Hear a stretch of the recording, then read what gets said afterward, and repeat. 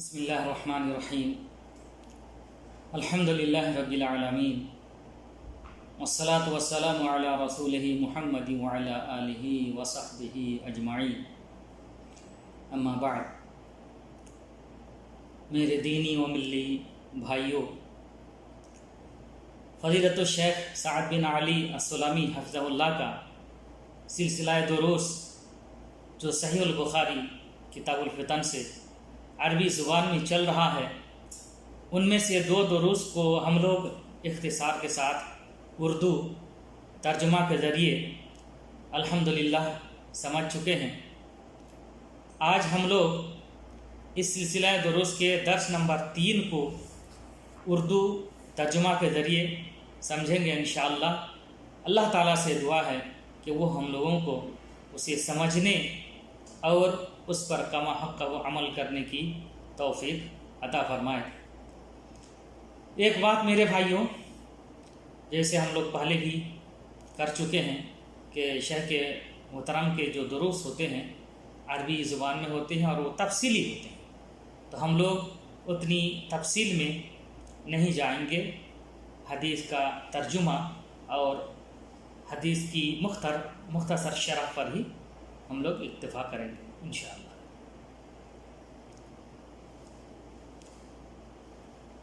میرے بھائیوں، امام بخاری رحمۃ اللہ علیہ نے 3 باب کے ترجمۃ الباب میں اللہ کے رسول صلی اللہ علیہ وسلم کا قول ہلاک امتی علی یدی اغیلمۃ صفہاء کا ذکر کیا ہے، اور باب کے اندر آئی ہوئی حدیث کے لفظ پر ترجمۃ الباب قائم کیا ہے۔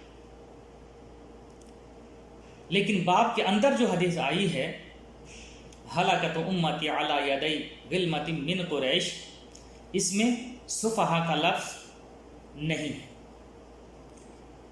بلکہ مسند احمد کی ایک روایت میں ہے ان فساد امتی علی یدی غلمۃ صفہاء۔ لیکن ترجمۃ الباب میں اس لفظ کا ذکر کر کے امام بخاری رحمۃ اللہ علیہ نے دراصل اشارہ کر دیا کہ مسند احمد کی روایت میں وارد یہ لفظ یعنی صفہاء صحیح ہے، اور یہ لفظ اغیلمہ کی صفت ہے۔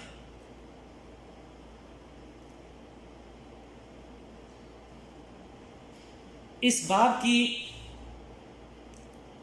حدیث میں ہلاکت امتی، یہ جو باب ہے، باب کے اندر جو حدیث ہے اس میں ہے ہلاکت امتی الی آخر الحدیث، جبکہ مسند احمد کی روایت میں ان فساد امتی الی آخر الحدیث اس طرح آیا۔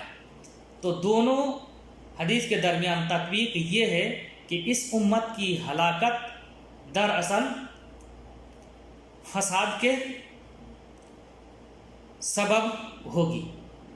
اس طرح موجودہ باب کی حدیث کا تعلق کتاب الفتن سے ہو جاتا ہے، اور یہ بھی ثابت ہوتا ہے کہ اغیلمۃ صفہاء کا مسلمانوں کے امور کا ذمہ دار بننا بھی فتنہ ہے۔ یہ جو اغیلمۃ ترجمۃ الباب میں امام بخاری رحمۃ اللہ علیہ نے ذکر کیا ہے، یہ تصغیر اس کے ذریعے دراصل اشارہ ہے کم عمری، کم عقلی اور دینی امور میں عدم پختگی کی طرف۔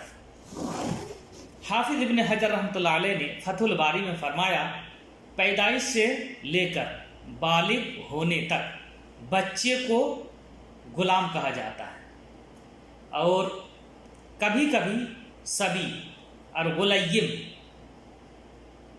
جو تصغیر ہے کا اطلاق کم عقل، نا تجربہ کار اور دینی اعتبار سے کمزور شخص پر بھی ہوتا ہے، گرچہ وہ بڑا اور بالغ ہی کیوں نہ ہو۔ اور یہی مراد ہے یہاں جو امام بخاری رحمۃ اللہ علیہ نے ذکر کیا ہے ترجمۃ الباب کے اندر، اس سے یہی مراد ہے چونکہ بنی امیہ کے جتنے خلفاء بنے وہ سن بلوغ کو پہنچنے کے بعد ہی بنے تھے، لیکن اغیلما سے مراد بعض خلفاء کی اولاد ہے جن کے سبب فساد اور بگاڑ آیا، اسی لیے ان کی طرف یہ منسوخ کیا گیا۔ بہرحال نس کو صغیر اور کبیر فی السن جو کم عقل ہے دونوں پر محمول کرنا اولا ہے۔ اس باب کی حدیث باب قول النبی صلی اللہ علیہ وسلم ہلاک امتی علی یدی اغیلمۃ صفحاء، یہ امام بخاری رحمۃ اللہ علیہ نے ترجمۃ الباب قائم کیا ہے، اور اس کے تحت جو حدیث ہے، پہلی حدیث یہ ہے، امام بخاری رحمۃ اللہ علیہ نے فرمایا قال حدثنا موسیٰ ابن اسماعیل قال حدثنا عمرو بن یحییٰ بن سعید بن عمرو بن سعید قال اخبرانی جدی، جدی سے مراد سعید بن عمرو ہے، یعنی عمرو بن یحییٰ کے دادا۔ قال اخبرانی جدی قال كنت جالسا مع ابی ہریرہ فی مسجد النبی صلی اللہ علیہ وسلم بالمدینہ ومعنا مروان قال ابو ہریرہ سمعت الصادق المصدوق یقول ہلکت امتی علی یدی غلمۃ من قریش فقال مروان لعنت اللہ علیہم غلمہ فقال ابو ہریرہ لو شئت ان اقول بنی فلاں بنی فلاں لفعلت فكنت اخرج مع جدی الى بنی مروان حين ملكوا بالشام فاذا رآهم غلمانا احداثا قال لنا عسى هؤلاء ان يكونوا منهم قلنا انت اعلم۔ پہلے حدیث کا ترجمہ ہم لوگ سمجھ لیتے ہیں۔ عمرو بن یحییٰ نے فرمایا کہ میرے دادا نے مجھے بتایا، فرمایا کنت جالسا مع ابی ہریرہ فی مسجد النبی صلی اللہ علیہ وسلم، میں ابو ہریرہ رضی اللہ عنہ کے ساتھ مدینہ منورہ میں نبی کریم صلی اللہ علیہ وسلم کی مسجد میں بیٹھا تھا، ومعنا مروان، اور ہمارے ساتھ مروان بن حکم بھی تھے۔ قال ابو ہریرہ رضی اللہ عنہ نے فرمایا سمعت الصادق المصدوق یقول، میں نے صادق مصدوق صلی اللہ علیہ وسلم کو کہتے ہوئے سنا، فرماتے ہوئے سنا ہلاکت امتی علی یدی غلمۃ من قریش، میری امت کی ہلاکت قریش کے چند لڑکوں کے ہاتھوں ہوگی۔ فقال مروان، تو مروان نے فرمایا لعنت اللہ علیہم غلمہ، ان لڑکوں پر اللہ تعالیٰ کی لعنت ہے۔ فقال ابو ہریرہ، تو ابو ہریرہ نے فرمایا لو شئت ان اقول بنی فلاں بنی فلاں لفعلت، اگر میں چاہوں کہ بنی فلاں کر کے بتا دوں تو ایسا کر سکتا ہوں۔ فکنت اخرج مع جدی الی بنی مروان، تو میں اپنے دادا کے ساتھ بنی مروان کی طرف جاتا تھا جس وقت وہ لوگ شام کے حکمراں ہو گئے۔ فَإِذَا رَأَهُمْ غِلْمَانًا أَحْدَاثًا، جب انہوں نے نوجوان لڑکے دیکھا تو انہوں نے ہم سے کہا عَسَىٰ هَٰؤُلَاءِ أَن يَكُونُوا مِنْهُمْ، ہو سکتا ہے یہ لوگ انہی میں سے ہو۔ قُلْنَا، تو ہم نے کہا أَنْتَ أَعْلَمُ، آپ زیادہ جانتے ہیں۔ اور ترجمۃ الباب ہلاک امتی علی یدی اغیلمۃ سفہا، اس کا معنی ہے کہ میرے امت کی ہلاکت چند بیوقوف لڑکوں کے ہاتھوں ہوگی۔ اغیلمہ کی صفت یہ سفہا ہے۔ تو حدیث کے اندر جو یہ ٹکڑا آیا ہے کنت جالسا مع ابی ہریرہ، میں ابو ہریرہ رضی اللہ عنہ کے ساتھ بیٹھا ہوا تھا، یہ کب کی بات ہے؟ یہ معاویہ کے زمانے کی بات ہے۔ ہلاکت امتی، یہ لفظ، یہ الفاظ حدیث کے اندر آیا ہے۔ تو اس امت سے کیا مراد ہے؟ امت سے مراد امت الاستجابہ، یعنی امت الاجابہ، اس کو امت الاستجابہ یا امت الاجابہ دونوں کہتے ہیں۔ جب امت مطلق بولا جاتا ہے تو اس کی دو قسمیں ہوتی ہیں۔ ایک امت الدعوہ، اس میں تمام لوگ داخل ہیں جن کو اسلام کی دعوت پہنچی، جن میں یہود و نصارہ سب شامل ہیں۔ دوسری قسم امت الاجابہ یا امت الاستجابہ،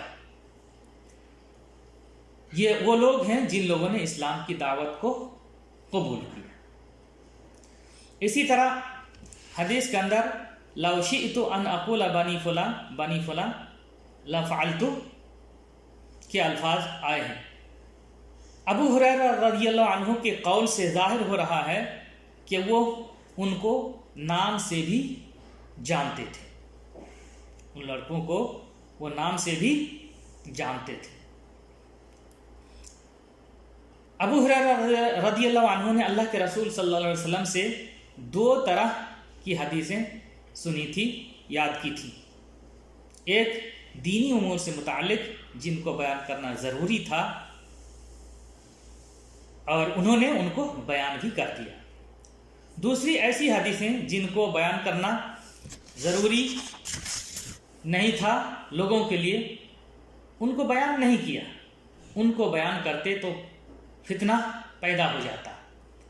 وہ دراصل صبیان اور سفہا کی عمارت سے متعلق حدیثیں ہیں، جیسا کہ اس حدیث میں ہے کہ اگر میں چاہتا تو ان کے خاندان کے نام لے لے کر بیان کر دیتا، لیکن انہوں نے ایسا نہیں کیا۔ اس حدیث میں اس بات کی تنبیہ ہے کہ جو لوگ اس طرح کی صفت کے حامل ہوں، یعنی اغیلمہ سفہا ہوں، بیوقوف لڑکے ہوں، ان کو مسلمانوں کے امور کا ذمہ دار نہیں بننا چاہیے، بلکہ ایسے لوگوں کو بنایا جانا چاہیے جو ان صفات کے حامل ہوں۔ وہ صفات کیا ہیں؟ پہلی صفت کبیر فی السن ہو، یعنی تقریباً 40 کی عمر کے ہوں۔ ایسی عمر میں اچھا خاصا تجربہ کار بن جاتا ہے۔ نبی صلی اللہ علیہ وسلم کو بھی رسالت اتنی ہی عمر میں ملی تھی، اور یہ کوئی ضروری نہیں ہے، لازمی نہیں ہے کہ 40 سال کی عمر کو پہنچ جائے تبھی اس کو تجربہ ہو اور خبرہ ہو، بلکہ کبھی کبھی ایسا ہوتا ہے کہ 40 سے کم، 30 سے کم، بلکہ 20 کی عمر سے بھی کم شخص کو اچھا خاصا تجربہ ہو جاتا ہے۔ ایسا تجربہ ہو جاتا ہے جو 40 سال یا اس سے زیادہ عمر کو پہنچ جانے والے لوگوں کو بھی نہیں ہوتا ہے۔ تو یہ کوئی لازمی نہیں ہے، بلکہ کبھی کبھی ایسا ہوتا ہے، لیکن عموماً 40 سال کی عمر کو جب پہنچ جاتا ہے تو اچھا خاصا تجربہ ہو جاتا ہے۔ اس عموم کی طرف اشارہ کرتے ہوئے، عموم کی طرف دیکھتے ہوئے 40 کی عمر کی بات کہی گئی ہے۔ دوسری صفت ہے عقل مند ہو۔ جن لوگوں کو ذمہ دار بنایا جائے انہوں کے لیے ضروری ہے کہ وہ عقل مند ہوں۔ تیسری صفت یہ ہے کہ وہ لوگ دیندار ہوں۔ تو یہ 3 صفات ایسے لوگوں کے لیے ہونا ضروری ہے جو مسلمانوں کے مسائل اور مسلمانوں کے امور کی ذمہ داری سنبھالتے ہیں۔ اس حدیث سے یہ بھی ثابت ہوتا ہے کہ ولاۃ الامور کے خلاف خروج کرنا جائز نہیں ہے، الا کہ اس کے معین شروط پائے جائیں۔ اس لیے کہ حدیث رسول میں ایسے لوگوں کے ہاتھوں امت کی ہلاکت کی خبر دینے کے باوجود خروج کا حکم نہیں دیا گیا، کیونکہ اس سے اور بڑی ہلاکت ہو سکتی ہے اور بڑا فتنہ پیدا ہو سکتا ہے۔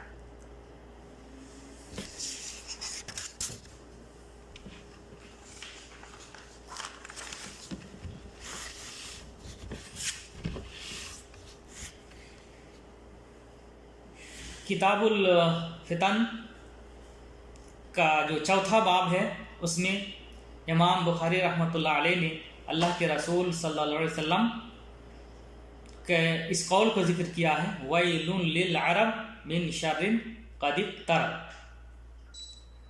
امام بخاری رحمۃ اللہ علیہ نے یہ ترجمات الباب بھی باب کے اندر موجود حدیث کے الفاظ کے ذریعے ہی قائم کیا۔ ترجمات الباب کا معنی ہے وَيْلٌ لِلْعَرَبِ، عرب کی تباہی و بربادی ہونے والی ہے ایک ایسے شر سے، ایک ایسے فتنہ سے جو قریب آ چکا ہے۔ اس باب کی پہلی حدیث ہے، قال المؤلف رحمہ اللہ حدثنا مالک بن اسماعیل قال حدثنا ابن عینہ انہ سمع الزہری عن عروہ عن زینب بنت ام سلمہ عن ام حبیبہ عن زینب بنت جحش رضی اللہ عنہن انہا قالت استيقظ النبي صلی اللہ علیہ وسلم من النوم محمرا وجهه وهو يقول لا الہ الا اللہ ويل للعرب من شر قد اقترب فتح اليوم من ردم یأجوج ومأجوج مثل هذه وعقد سفیان 90 أو 100 قیل أنهلك وفينا الصالحون قال نعم إذا كثر الخبث۔ حدیث کا ترجمہ پہلے ہم لوگ سمجھ لیتے ہیں۔ زینب بنت جحش رضی اللہ عنہا سے مروی ہیں، فرماتی ہیں کہ اللہ کے رسول صلی اللہ علیہ وسلم نیند سے بیدار ہوئے اس حال میں کہ ان کا چہرہ سرخ تھا، لال تھا۔ وہو یقول، اور آپ صلی اللہ علیہ وسلم فرما رہے تھے لا الہ الا اللہ، اللہ تعالیٰ کے علاوہ کوئی معبود نہیں۔ وَيْلٌ لِلْعَرَبِ مِنْ شَرٍ قَدِ اقْتَرَبَ، تباہی و بربادی ہوگی عرب کی ایسے شر سے جو قریب آ چکا ہے۔ فتح اليوم من ردم یأجوج و مأجوج مثل هذه، آج کے دن یاجوج و ماجوج کی دیوار میں سے اتنا سوراخ ہو گیا۔ وعقد سفیان 90 أو 100، اور سفیان نے 90 یا 100 کی عدد کے لیے ہاتھ کی انگلیاں باندھی۔ قیلا، کہا گیا، انہلکو وفینا الصالحون قال نعم اذا کثر الخبث، کیا ہم لوگ ہلاک ہو جائیں گے اس حال میں کہ ہم لوگوں کے اندر نیک لوگ موجود ہوں؟ تو آپ صلی اللہ علیہ وسلم نے فرمایا نعم اذا کثر الخبث، جب برائیاں بہت زیادہ ہو جائیں گی تو ایسا ہوگا۔ حدیث کے اندر اللہ کے رسول صلی اللہ علیہ وسلم لا الہ الا اللہ پڑھی ہے، اس کا ذکر ہے۔ لا الہ الا اللہ جو اللہ کے رسول صلی اللہ علیہ وسلم پڑھ رہے تھے اس کا ذکر ہے۔ تو یہ کلمہ اخلاص ہے، اس کے ذریعے ہر قسم کے شر سے بچنے کے لیے اسے پڑھا جا سکتا ہے، پڑھنا چاہیے، لیکن صرف زبان سے پڑھ لینا ہی کافی نہیں ہے، بلکہ اس کی جو شرطیں ہیں ان کا خیال رکھنا بھی ضروری ہے۔ اس حدیث کے ذریعے یہ بھی پتہ چلتا ہے کہ نیند سے جگنے کے بعد اس کلمے کا پڑھنا مشروع ہے، اس کو پڑھ سکتے ہیں۔ اور دوسری دعا بھی نیند سے جگنے کے بعد وارد ہے، مثال کے طور پر الحمدللہ الذی احیانا بعد ما اماتنا والیہ النشور، یہ دعا بھی وارد ہے۔ حدیث کے اندر ویل للعرب من شر قد اقترب، یہ الفاظ آئے ہیں جس کا معنی یہ ہے کہ تباہی و بربادی ہونے والی عرب کی ایسے شر سے، ایسے فتنے سے جو قریب آ چکا ہے۔ تو اس میں جو ویل ہے یہ کلمہ وعید ہے، کلمہ تخویف ہے، اس کا معنی تباہی و بربادی بھی ہے۔ اور اس میں جو شر آیا ہے، شر سے مراد کیا ہے؟ فتنہ ہے۔ اس کے ذریعے اللہ کے رسول صلی اللہ علیہ وسلم نے اہل عرب کو آخری زمانے کی فتنے سے خصوصی طور پر ڈرایا ہے۔ اللہ کے رسول صلی اللہ علیہ وسلم نے اس کے ساتھ عرب کو خاص کیا، اس کے چند اسباب ہیں اور چند امور کی بنیاد پر عرب کو اللہ کے رسول صلی اللہ علیہ وسلم نے خاص کیا اس کے ذریعے سے۔ پہلی چیز یہ ہے کہ اللہ تعالیٰ نے نبی صلی اللہ علیہ وسلم کو اس کی اطلاع دی ہے وحی کے ذریعے کہ ان کو یہ فتنہ لاحق ہو کر رہے گا۔ دوسری چیز اور دوسرا سبب یہ ہے کہ عرب حاملین رسالت بھی ہیں۔ تیسرا سبب یہ ہے کہ عرب ہی سب سے پہلے اسلام میں داخل ہوئے، اس لیے اللہ کے رسول صلی اللہ علیہ وسلم نے عرب کو اور اہل عرب کو اس کے ساتھ خاص کیا۔ آخری زمانے کے اس فتنے کے بارے میں اللہ کے رسول صلی اللہ علیہ وسلم نے بتایا قریب آ چکا ہے، حالانکہ یہ بات آپ صلی اللہ علیہ وسلم نے 1400 سال پہلے بتلائی ہے۔ تو قاعدہ یہ ہے کہ ہر وہ چیز جس کا آنا اور وقوع ہونا متحقق ہے، یقینی ہے، وہ قریب ہے۔ حدیث کے اندر فتح الیوم من ردم یاجوج و ماجوج مثل ہذہ کے الفاظ آئے ہیں۔ آج یاجوج ماجوج کی دیوار سے اتنا سوراخ ہو گیا ہے، اس کا معنی یہ ہے یہ وہی دیوار ہے جس کو ذوالقرنین نے بنایا ہے، جس کا ذکر سورۃ الکہف میں بھی آیا ہے۔ اللہ تعالیٰ نے اس کو سورۃ الکہف میں بھی بیان فرمایا۔ اس حدیث میں قرب قیامت سے ڈرایا گیا ہے تاکہ لوگ توبہ و استغفار کریں اور اپنے بہتر انجام کے لیے تیاری کریں۔ نبی صلی اللہ علیہ وسلم نے 1400 سال پہلے بتا دیا کہ اس مقدار میں سوراخ ہو گیا ہے، اس دیوار کے بارے میں بتلایا کہ اس مقدار میں سوراخ ہو گیا ہے۔ اس کا مطلب یہ ہے کہ تدریجی طور پر دھیرے دھیرے تھوڑا تھوڑا وہ مقدار بڑھ رہا ہے تاکہ قرب قیامت میں وہ لوگ نکل جائیں، یعنی یاجوج و ماجوج نکل جائیں۔ اسی طرح حدیث میں امر بالمعروف و نہی عن المنکر کی طرف توجہ بھی دلائی گئی ہے تاکہ عام ہلاکت اور عام بلا نہ آئے برائیوں کے سبب۔ ظاہر بات ہے جب برائیوں سے نہیں روکا جائے گا تو اس کے سبب جب تباہی و بربادی ہوگی تو کوئی اس سے نہیں بچیں گے، چاہے وہ نیک لوگ ہوں یا برے لوگ ہوں، سب اس میں پسے جائیں گے۔ یہ الگ بات ہے کہ جب اللہ تعالیٰ حساب و کتاب لے گا تو ان کے اعمال کے مطابق حساب و کتاب ہوگا اور ان کی نیت کے مطابق حساب و کتاب ہوگا۔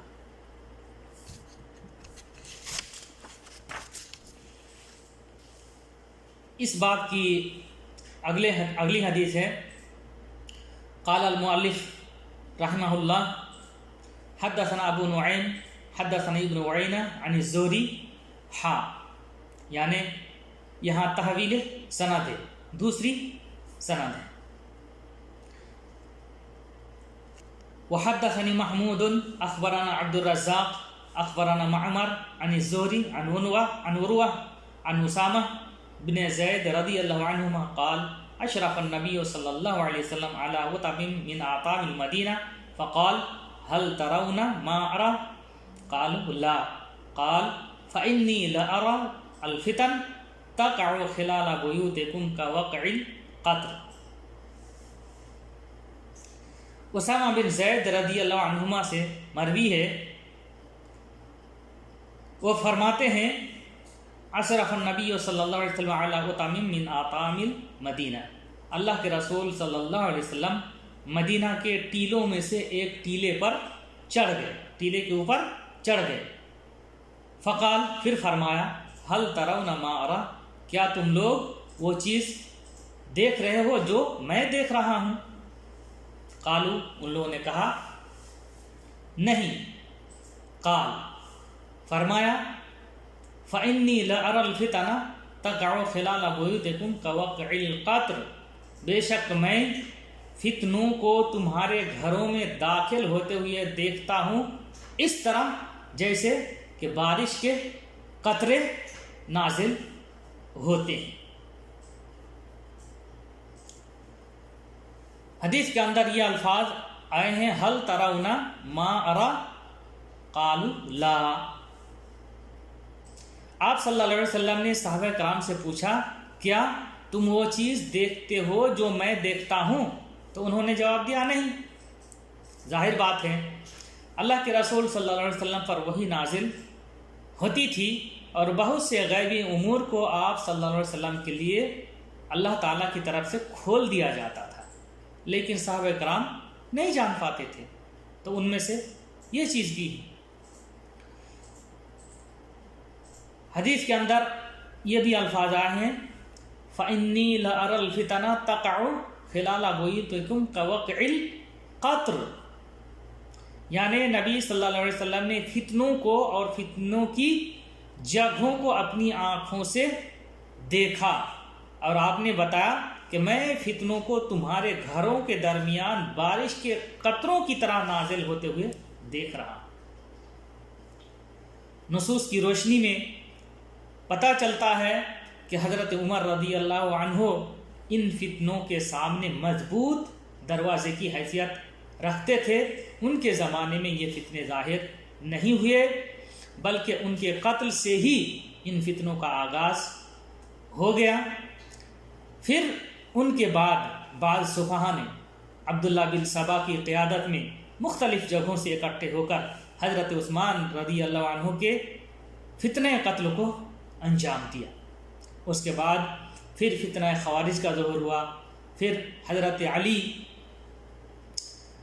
اور معاویہ کے درمیان لڑائی کا فتنہ سامنے آیا۔ اس طرح آج تک یہ فتنے کسی نہ کسی شکل میں ظاہر ہوتے آ رہے ہیں۔